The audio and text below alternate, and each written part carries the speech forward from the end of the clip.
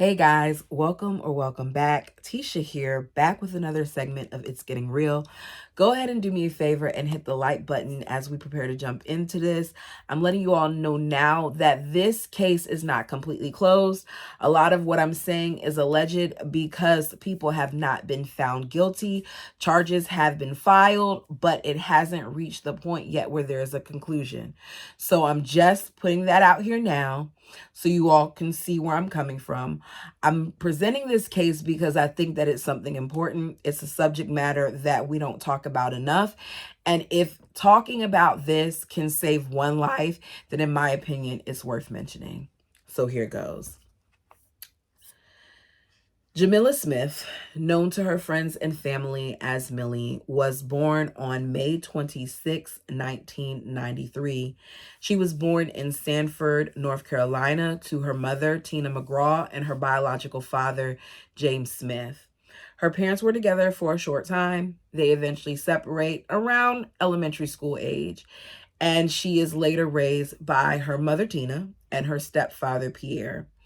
Jamila moves around a lot, mainly because of her mother. Her mother was in the military, and as a result of that, they lived abroad a lot. So she traveled all over the world, and it wasn't hard for her to meet new people. She became so accustomed to it. So don't be surprised by the fact that so many people had so many wonderful things to say about Jamila. She's described as someone who loved to sing and dance, that she was a bright light and she radiated in and around everyone that she met. It's said that she touched people with her smile, her loving heart, her compassionate nature, and her giving spirit. And one of the things people enjoyed about her most was her witty sense of humor. She is beautiful. Look at the thumbnail. Beautiful. But it's said that what made her the prettiest was her heart, not her appearance. Her family eventually returns to the States, and she ends up graduating from Pine Forest High School in Fayetteville, North Carolina. She then later marries a man who is in the military, and they have a son together, who I believe his name is Noah. They're doing good at first, but eventually they grow apart. It happens sometimes. They didn't break up on bad terms. They were very good co-parents. Things just weren't working out. They realize they shouldn't be together. They part ways. They separate in 2018. And at that time, she then gets a divorce. So let's fast forward to her being 25 years old now and starting over. She later meets a man by the name of Daniel Harmon, who at the time was described as sweet and charming. They're together for a few years. They live in North Augusta, South Carolina. They have a home together, and eventually a son who they name Moses is born in 2023. By this time, Daniel, when they had the son, is 34 and Jamila is 30. From the outside, everything appears to scream perfection, like they're so in love, like they're doing great, like they're a happy couple. But on the inside, it's another story, because not only is Daniel controlling, but he becomes abusive as well. It's like the birth of her son changes things, not just for him, but for her as well. So on August 22nd, 2023, police arrive at her home responding to a call related to DV. When authorities arrive, they are made quickly aware of the fact that Jamila and Daniel have been arguing. As a result of this, Jamila locks Daniel out of the house, and he kicks in the door to get inside. Jamila tells the police that this is what happened, and she tells them that he assaulted her. This is where I have a problem, because in situations like this, it's always their word against one another. His word against her word against him. But the fact that the door was kicked in, to me, you would think that that would warrant them taking a closer look into the situation. You would think that they would see some validity in her complaints, but they don't. They question Daniel, and is anyone surprised? He, of course, denies what she's saying. He tells officers it's not true. She's making it up.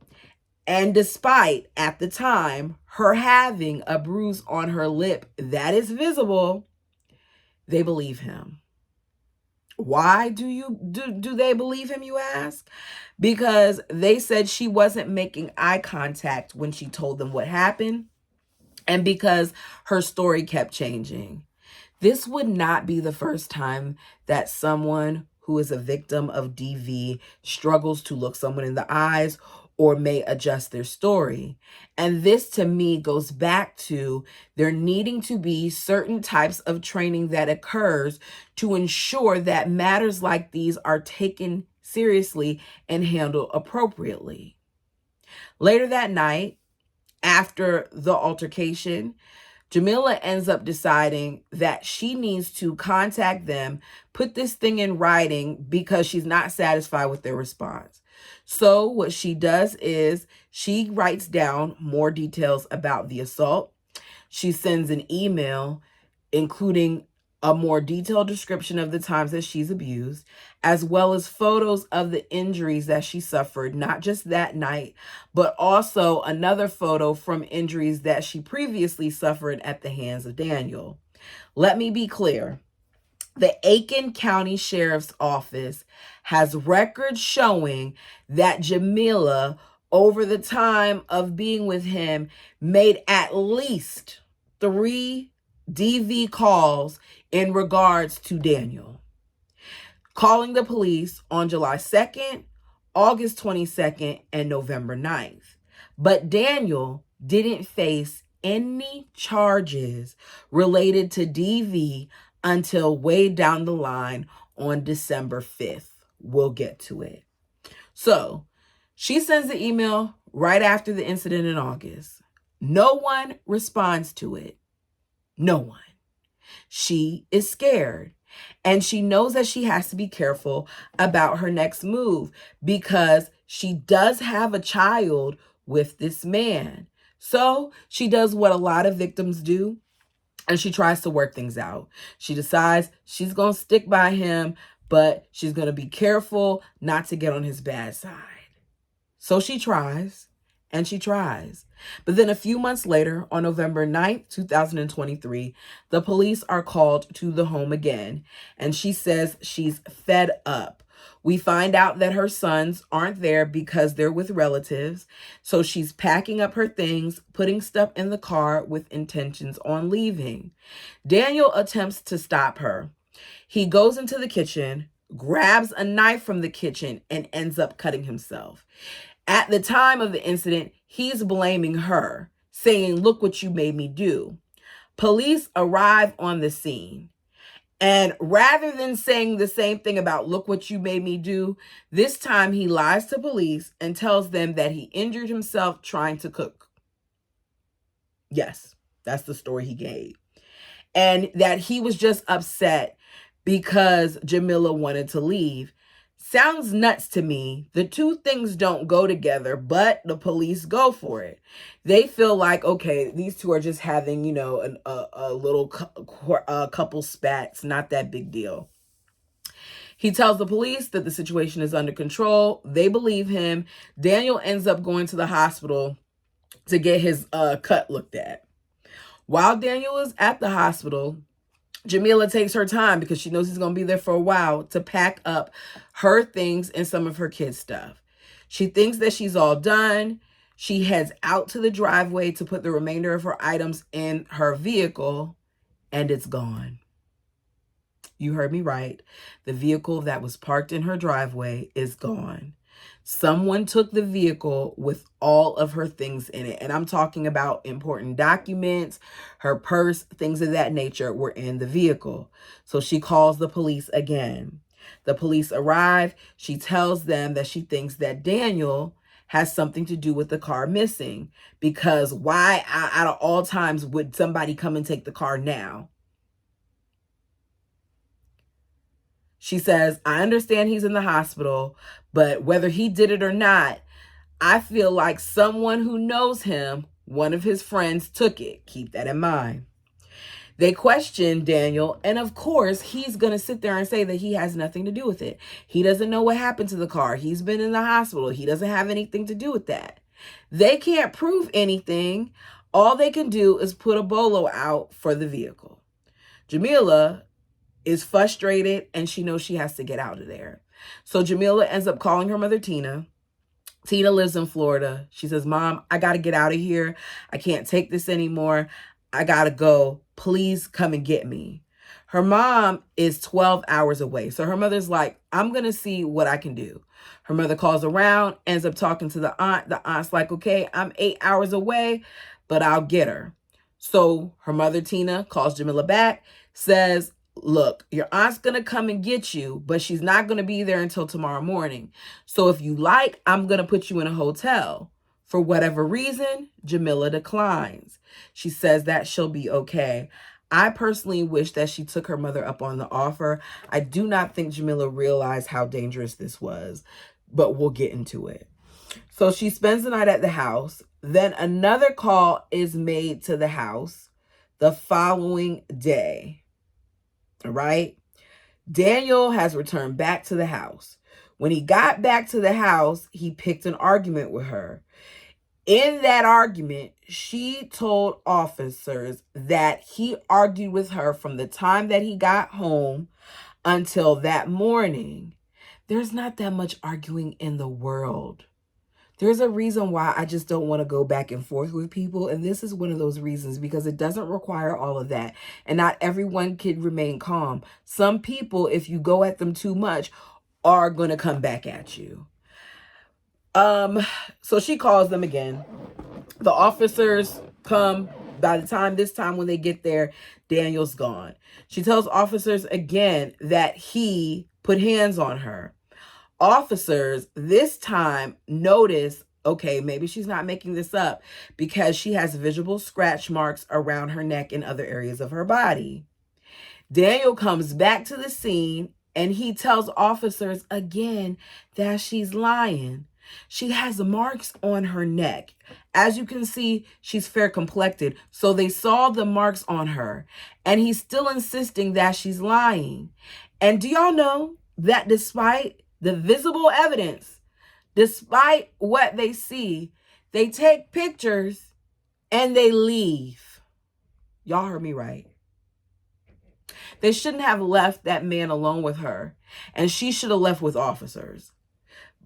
It's just so many missed opportunities in this thing.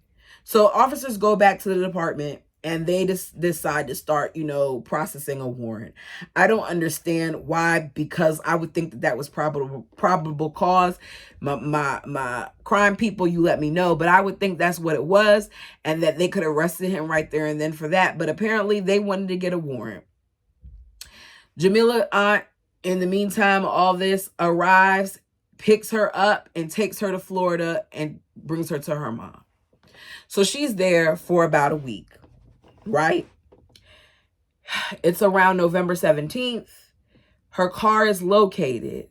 It turns out that Jamila was right. One of Daniel's friends, a guy by the name of Thomas, took the car. Jamila's excited because she's like, okay, great. They found my car. I got a whole bunch of stuff in my car that can't be replaced, but now I can get my car. I can get my things.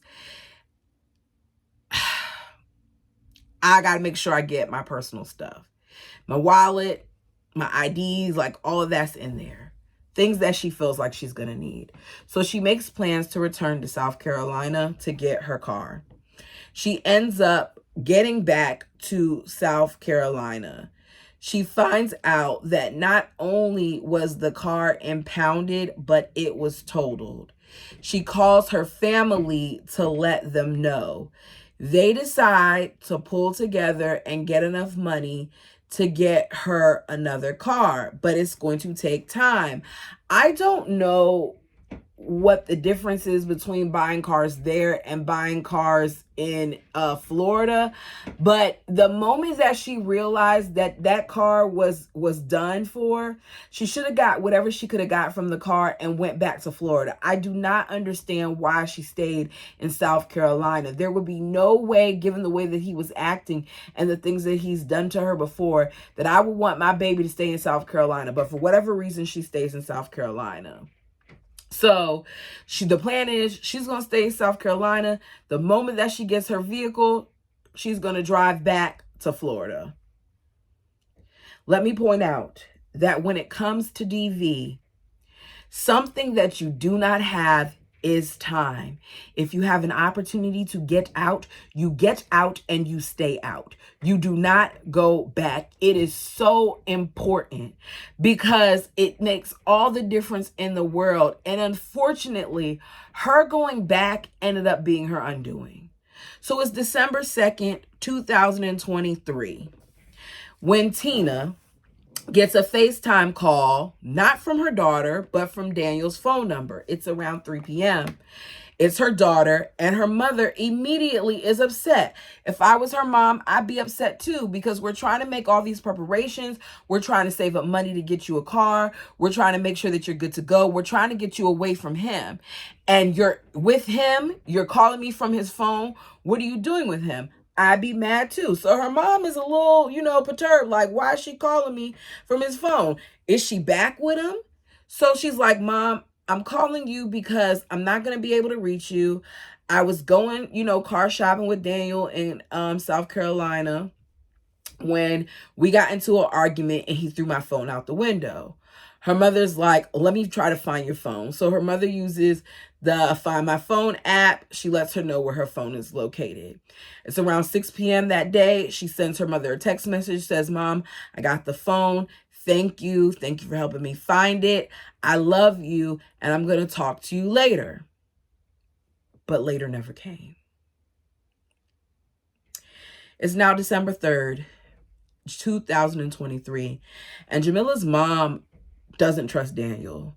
So she calls her daughter first thing in the morning to check on her, and Jamila does not answer. She sends a text in the afternoon, and there's no reply. Jamila is very good about keeping up with her family and keeping contact with her family, and she knows that her family gets concerned about her, so she tries to be really good about doing that, and her not answering is bothering her mother. So her mom decides that she needs to call around to family and friends, seeing if anyone's heard from her. She does it, and they all say no. She then calls Jamila's ex-husband to see if he saw or heard from her. And he's like, no, I haven't. But she was supposed to come here earlier to get our son, and she never came. Now Tina knows something is definitely wrong because she would not miss up her pickup time to get her son.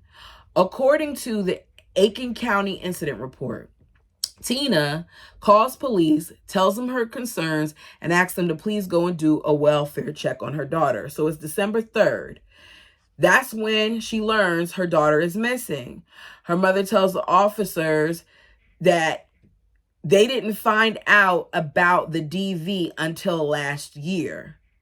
Records from News Channel 6 uncovered that there was a history with the call in November, the one that I told you, they noted that she had marks and things of that nature, that it turns out that not only did they see the evidence of the marks on her neck and stuff, but they also saw that Daniel had dry blood on his fingernails from scratching her up. And they did nothing about it. What they did was they petitioned a domestic charge against him, but it was never issued. After that, remember she left and she went to Florida, and then she comes back and nothing is issued to him during any of that time. Like, how long does it take for y'all to get that thing rolling? Later that evening, they go to her home to go check things out. They see keys that later are found belong to Jamila near the dumpster. They see her cell phone. They see a shoe print on the front door and a damaged screen. This allows them to go inside because they have probable cause now. They enter the home and it's empty. So they leave. They assign an investigator to the case. Tina's still calling around looking for her child. She even calls the hospital at some point to see if maybe her daughter was hurt and somebody dropped her off there. She's desperate to find her child. She then starts calling Daniel's family members, and she ends up getting in contact with his brother. It's then that her worst fears come to reality because he tells her that on December 2nd, he got a call from his brother. And he heard Jamila screaming in the background, saying that she had been hit by a car. He says, "That's all I know." If you heard that type of information, would you not go to check on her? Would you not call your brother back to see what was going on? Would you not try to see how the girl was? You say you heard her say she got hit by a car and you just brush it off like that? I'm not trusting the brother. On December 4th, the detective that was assigned to the case decides we need to go a step further. It's been too many days without hearing from her. Let's reach out to media outlets. So they reach out to media outlets, let them know that both Jamila and Daniel at this point are missing. So we need to look out for them. Going to the media was a good move because an employee who worked at a rental car place saw the broadcast, contacts authorities, and lets them know that a black Dodge Charger was rented out to Daniel the day before. It is told that the Charger actually has a GPS tracker in it. So the police ask them to find out where it is. They eventually find the car in Augusta, Georgia. It's sitting outside of the house. They knock on the door. They're told that, yes, Daniel is inside, but he's passed out from the pills that he's taken. So when he's taken into custody, he's high. He's then questioned. He says that he dropped his girlfriend off at a friend's house and he hasn't seen or heard from her since. Yeah, right. He's not helping the officers. He doesn't seem in distress. He seems like he just doesn't even really care what's going on with her. He's not helping. Detectives decide that they're going to search for the vehicle, or search in the vehicle, I should say. So they get a search warrant for the car. They're able to process the car. Blood is found in the car. A lot of it is found in the area where the spare tire is, in the trunk. And it's a large amount of blood. So much blood that the officers are even more concerned. So they collect the evidence and send it off for testing. They then hold him for the DV charges that they were able to file against him. Then on December 6th, he's charged with kidnapping and domestic V. Everyone is still looking for her. After a week after the arrest, the DNA comes back and the blood is matched to Jamila Smith, confirming their worst nightmares. Because based on the amount of blood that was found in the trunk, it's determined that more than likely Jamila was deceased. So on December 23rd, it goes from a missing persons investigation to a homicide investigation. And Daniel still at this time isn't saying anything. How distraught Tina must have been at that point. It's almost a month of you trying to, hope for the best for your baby. And you realize now that she's gone. So they end up finding out after doing some research that based off of a search warrant, it states that on December 2nd, just after 8:30 p.m., it is believed that Daniel killed Jamila at her home on Old Jackson Highway in the Jackson, South Carolina area. It goes on to say that Jamila called 911 that evening and told dispatch that her ex-boyfriend broke into her home and was chasing her down the road.